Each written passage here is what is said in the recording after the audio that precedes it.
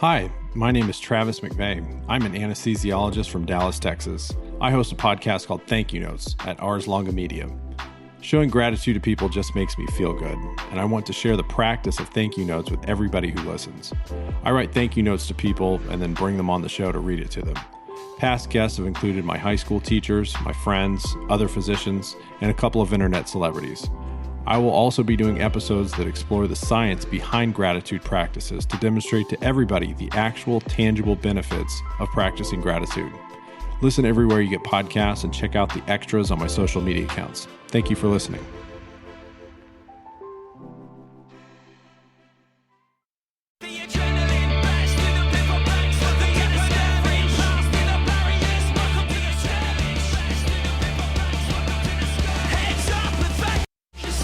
Welcome to the Inside the Boards podcast, the podcast dedicated to helping you learn to think like a question writer so you can study smarter, not harder, and succeed in medical school. Hello, welcome to the Inside the Boards podcast. I am Patrick Beeman, your host. This is our 2018 Study Smarter series, Psychiatry. We're dissecting, Elizabeth and Alex are dissecting high-yield psych questions. But before that, here is a STATMed lesson with Ryan Orwig from STATMed Learning. Ryan, a lot of board prep kind of wisdom says focus on the knowledge, but we know that there is also a component of good test performance that involves good test-taking strategy. Can you improve your issues with test-taking strategy if you only have 6, 7, 8 weeks left until the boards? You can absolutely. You want to spend the lead up of your prep time really solidifying your knowledge base. It's actually really hard to change test taking process early in the game. You need to actually have knowledge and some run under your belt before going into the boards workshop to change your test taking methodology. We do it a lot of times 6 weeks out, anywhere from sometimes 4 weeks out from the test. And I've seen profound impacts even, with 1 week left. It depends on the individual.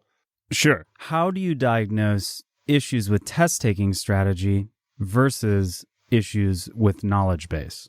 The main question I ask people when they ask me about that is I say, okay, imagine you've missed 10 questions, no matter how many you had to do to get to it. So let's imagine a hypothetical 10 missed questions. Mm-hmm. And let's imagine each of these is represented by a poker chip. And then we're going to put them into two categories.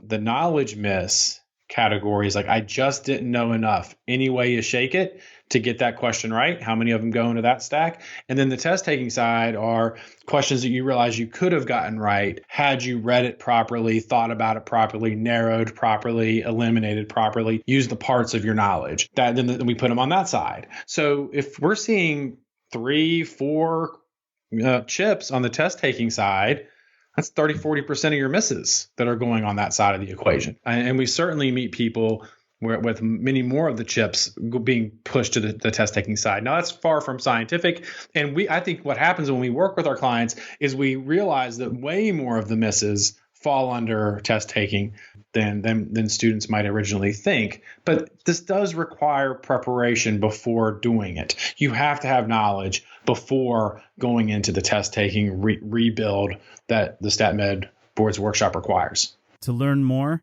and for a special offer from Ryan and STATMed Learning, go to thestatprogram.com/ITB. Welcome back, Boards Insiders. This is Elizabeth Beeman. If you haven't heard from me, I haven't recorded anything in a while, but my husband, Patrick, and I started Inside the Boards a few years ago, and I'm here today to host our psychiatry episode for the Study Smarter series for Step 1. I'm a psychiatry resident at the University of Cincinnati, and today joining me to do some question dissections is Alex Iacono. He's here from PCOM in Philly, and he's a medical student in his 3rd year, and he's very interested in psychiatry. So say hello, Alex. Hi, everybody. And Alex is going to be taking a bigger role with Inside the Boards in the upcoming months, so we're very excited to have him along. Thank you very much. For those who don't know, already been involved a little bit with just editing the different podcast episodes, but soon you guys will be hearing my melodious voice recording questions as well. Excellent. All right. So our first question, Alex, I'm going to ask you the first one, if that's okay. Are you ready? Yep, ready? Okay. A 35-year-old man comes into the office for an annual visit. He says he has been under a lot of stress lately at home and at work. He does not get along with his coworkers and believes it is because he does a better job than them. He suspects that his wife is cheating on him with the neighbor because he does not make enough money to support her. He denies any auditory and visual hallucinations, special powers, ideas of reference, or beliefs that others can hear his thoughts. His wife says that he has always had a difficult time confiding in others and would hold grudges against friends and coworkers. Which defense mechanism is the man most likely to display? A, acting out. B, denial.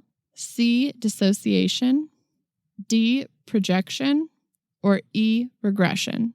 All right, so looking at the question stem, this guy clearly has probably a paranoid personality disorder, and with people who are paranoid, they have a lot of distrust and suspicion of others, or they have a lot of distrust and suspicion, and in this question stem, he's thinking that his wife is cheating on him, and he's, in some regards, projecting his own distrust of others onto these other people. So I would say our most likely answer is probably D, projection. Yeah, that's right. That's exactly right. I think that's a good way to go about it. So the big things to know for step 1 are that other ways of categorizing our defense mechanisms that you'll see listed, these like subcategories. The only 2 really categories you have to know are the immature and the mature defense mechanisms. And the immature ones are kind of considered bad, the ones that you don't want to do. And the mature defense mechanisms are considered the ones that are a little psychologically healthier. The mature defense mechanisms that you'll see on step 1 would be altruism, humor, sublimation, or suppression. This guy is not likely to do any of those. I think that you're right in that it would probably be projection, because often people will have undesirable kind of impulses, undesirable thoughts, and it's easier for them to process it if they kind of have these paranoid beliefs that other people are having those thoughts or undesirable goals. Yeah. So for those who are looking for ways to, if you, for example, couldn't differentiate between these different answer choices, a really good thing to think about is just, what is he doing compared to what the mechanism is? So if you just read the name of the mechanism, like denial, so those people are people that like deny that they have cancer. He's in the question stem, he's not denying anything. He's thinking that his wife is cheating on him with a neighbor. So that is not something that he's denying. He's saying that he's doing that instead. And he's not acting out because he's not throwing a tantrum or some other like outburst from it. It's just a belief that he is projecting onto another person. So in some ways you can use that to, if you, for example, didn't know the different defense mechanisms, you can kind of guess from the word and from just knowing some dictionary definitions of the words, which one would be the most likely in this situation. Right. So I guess in a sense, he's projecting something false onto like the people around him, and that fits really well with paranoid kind of beliefs. Did you talk about the other ones? We could talk about acting out is kind of obvious. It's just like when a little kid throws a temper tantrum, and we think of acting out as like people have very strong negative emotions, and so they do something like, I don't know, destroy someone's car because they're angry, or something to kind of physically act exactly what they're feeling internally. That's an immature defense.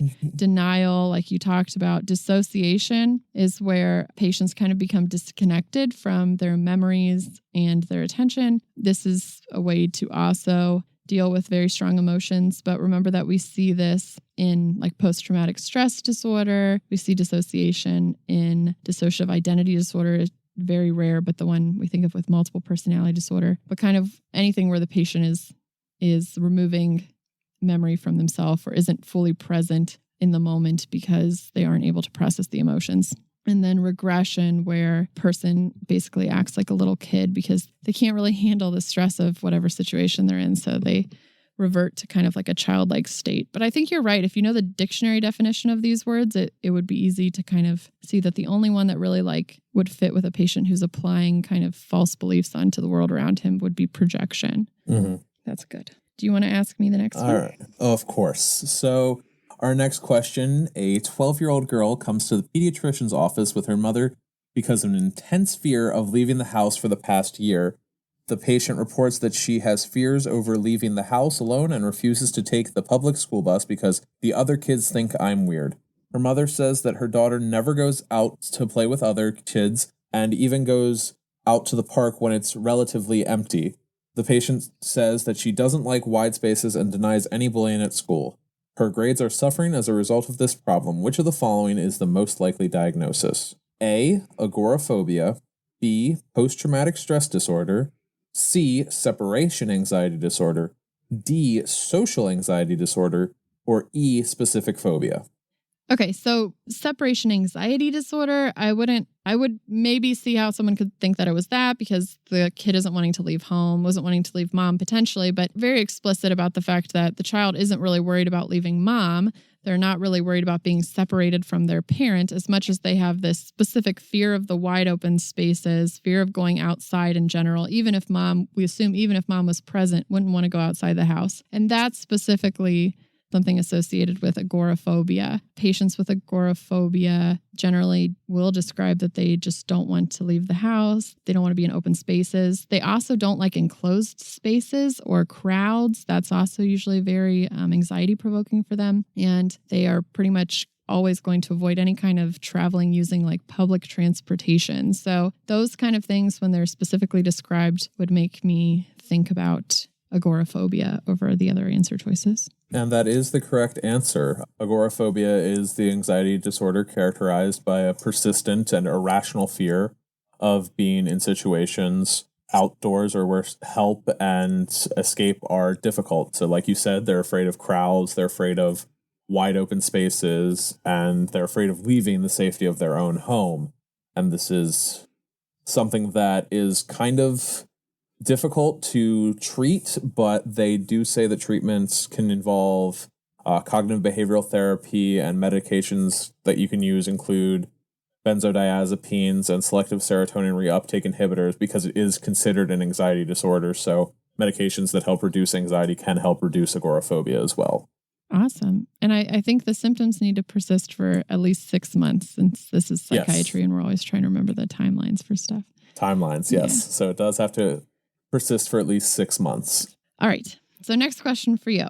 After watching a particular movie, a young man becomes infatuated by an actress portrayed in the film and begins to stalk her, believing that they belong together. When she continually ignores his phone calls and poems, he believes he will win her love and catch her attention by assassinating the current president. He suffers from no visual or auditory hallucinations. He instead uses his odd and eccentric beliefs to influence his behaviors. Based on this information, which of the following is the most likely diagnosis? A. Schizoid personality disorder. B. Schizophrenia. C. Schizotypal personality disorder. Or D. Paranoid personality disorder. Okay, well, this patient here is clearly having some delusional thinking in that this actress and him belong together and that he should assassinate the current president. So I would say, given our answer choices, he's got some delusions and magical thinking. So my answer's choice would probably be schizotypal personality disorder, only because I know the differentiation between the schizoid, schizophrenia, schizotypal, and that kind of stuff. So for those who don't know, an easy way to differentiate them is schizoid personality disorder patients tend to be your patients that are loners. They want to live an isolated lifestyle, and they are very not introverted because I'm an introvert and I'm not at all schizoid, hopefully, but like a super introvert. Yeah, like a super introvert. They're very comfortable with being retracted from all other people and being just by themselves. Schizophrenia, though, on the other hand, is when people have hallucinations, delusions, disorganized speech, or they could have some of the negative symptoms like catatonic behaviors and other such negative symptoms, but In the question stem, it's clear that our patient is not having any hallucinations. He just has delusions, so he doesn't meet all the criteria for schizophrenia, as well as he doesn't meet the timeline criteria, which is that these symptoms need to be there for more than 6 months. So that leaves us just answers C and D, and as our other question showed what a paranoid personality disorder is like, this guy doesn't present at all the same way. So the answer choice is obviously C, schizotypal disorder. Yeah, exactly. I think that pretty much answered everything. The schizotypal's a little more weird, eccentric, magical thinking, like you said, and schizoid is just a little more like flat affect, like schizophrenics have, but without the psychosis. So I think that was pretty good. Good answer. Alrighty. Thank you. So for our next question, we have a 30-year-old woman was attacked, held at gunpoint, robbed, and beaten after leaving a restaurant in the late evening. Despite this, she managed to report the incident to the police and continue with her daily activities. 2 months later, she comes to the psychiatrist's office because she is having difficulty going to work and participating in other activities. Which of the following constellations of symptoms would she be most likely to report to her psychiatrist? And our answer choices are A, depression and suicidal thoughts, B, flashbacks and increased arousal, C, hyperphagia and hypersomnia, D, euphoria and racing thoughts, or E, confusion and disorientation. Okay, and my answer is B, flashbacks and increased arousal. Okay, and why did you choose that answer choice over any of the other ones? Okay, well, I picked that because this patient had a traumatic event. It sounds like where her life was endangered.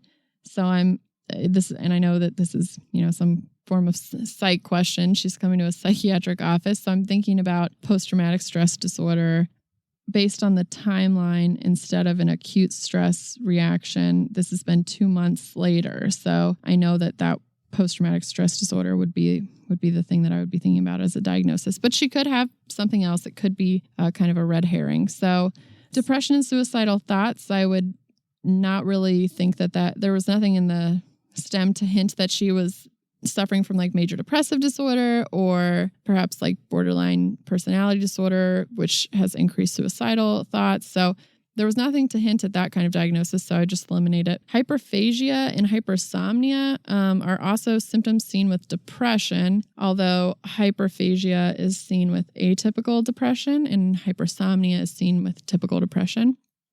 Euphoria and racing thoughts, I think of mania, like in bipolar disorder, being like overly happy, not being able to like get coherent thoughts out properly. And she has really no symptoms like that. And then confusion and disorientation, I would think of possibly in a patient that looked like they had some kind of dementia or delirium or something. She didn't really have anything in the stem that would suggest that. So I think it was pretty straightforward that, and I do know flashbacks and increased arousal are some of the symptoms seen with post-traumatic stress disorder. And if she was going to develop that, and it sounds like she is still under a lot of stress from what happened to her a couple months ago, those would be two things that I would think about. All right, and that's completely correct. The patient is suffering from PTSD, and the common symptoms, as you said, include flashbacks, intrusive thoughts, nightmares, insomnia, hypervigilance, and increased arousal. So in this patient, again, like you said, since it was longer than a month period, it's your PTSD instead of acute stress disorder. And I think you pretty much hit on all the major highlights there. I guess I could also mention the timeline thing. So I know that instead of acute stress disorder, that's if their response is less than a month. So if it looks like PTSD, but it hasn't been a month since the trauma happened, then you'd want to pick acute stress disorder. Not that this was a diagnosis question, but just if. And then if it's longer than a month, you pick PTSD. And the onset of the symptoms have to occur within the first month after the event. I think that, yeah. Oh, persistent negative beliefs or feelings about things is one of an impaired concentration. Those are another 2 PTSD symptoms that sometimes get looked over. And we will stop there with part 1. Join us next time for part 2. And please consider leaving us a review on iTunes. This really helps us with the rankings in iTunes and will help get the word out about our resource and help us continue to keep providing you this content for free. Hey, I just wanted to thank Rao Reynolds and Enter Shikari for letting us use the song The Last Garrison off their 2015 album, The Mind Sweep. I chose this song, The Last Garrison, because of its obvious allusions to medicine. We're always looking for songs with allusions to medicine, so send us an email if you have ideas. At any rate, check out entershikari.com, and thanks for listening.